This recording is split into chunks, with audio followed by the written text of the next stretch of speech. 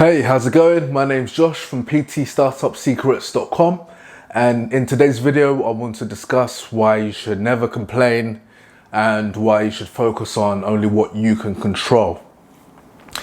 Now, if you worked in a commercial gym for any period of time, you would have no doubt had a couple complaints that you might have had in your mind, or you might have seen other trainers have different complaints about what was happening in the gym. For example, you might have a piece of equipment that was, broken for days or weeks or a while. You might have, see other people PTing, who aren't paying rent, and essentially PT personal training when they shouldn't be in your gym if they're not one of the qualified trainers.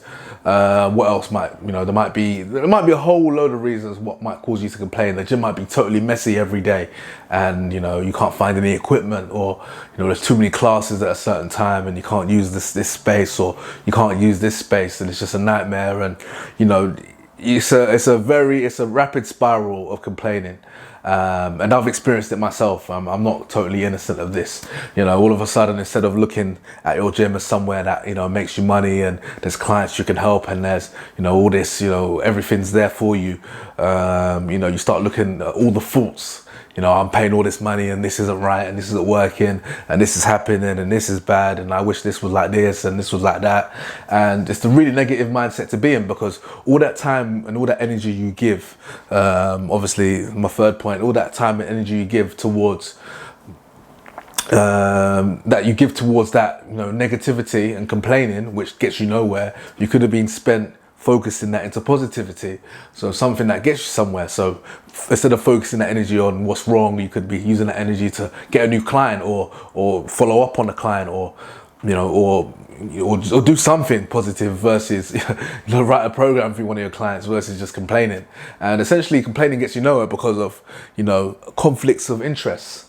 Essentially, if you work in a commercial gym, when it comes to the managers in the gym and the overall corporation, the business structure, obviously their interest is to make more money for the shareholders, so the owners of the company. So how they do that? They need to increase profits, so reduce costs, and they need to increase revenues across every single gym across the whole company. So if there's something broken and it's going to cost, let's say the aircon's broken, or something's not right, if they can get away with it, I personally believe they will, because it's happened from my experience. Or if they can't get it fixed today, and if it needs to get brought into another month or another quarter to hit business targets, then they'll do that. And that's just something you have to accept and deal with. Until unless you plan to get your own gym, and then or whilst you're working in the gym like that, you just have to accept it. Obviously, if you have your own gym, then you can have your own standards and deal with that, but you have to play by their rules, essentially. So that's things like that is a huge conflict of interest. Likewise, the gym is not in their best interest to lose members. So if you have a problem with someone and you're complaining why they're still in the gym, they may because they keep leaving weights out, and you wonder why they still come in. Essentially the gym doesn't want to lose that direct debit, lose that member. So I say the main thing here, you just want to focus on what you can control. What can you do in your sphere of influence? Because you can't control everything, and it'd be foolish to think you can, and you'll just waste a lot of energy doing so. So your job is, just focus on the task in hand, getting clients, getting results for your clients that you do have, making more income. That's literally it. And all the other stuff, you just have to just laugh or just literally ignore it.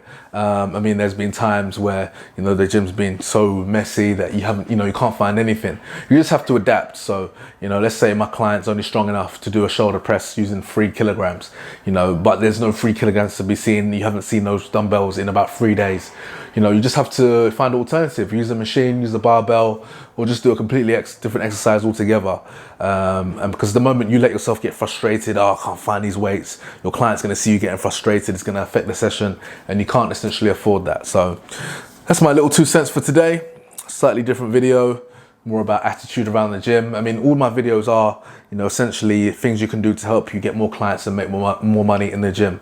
So you could be having months making 5,000, 6,000, 7, 8 plus months in your gym, which I want you to do. So if you like this video, give me a thumbs up, subscribe so you can catch my next videos. Leave me a comment as well. You know, I read all the comments and I respond also. Join my free Facebook group and for personal trainers who want to make more money in the gym. And I will catch you on the next one.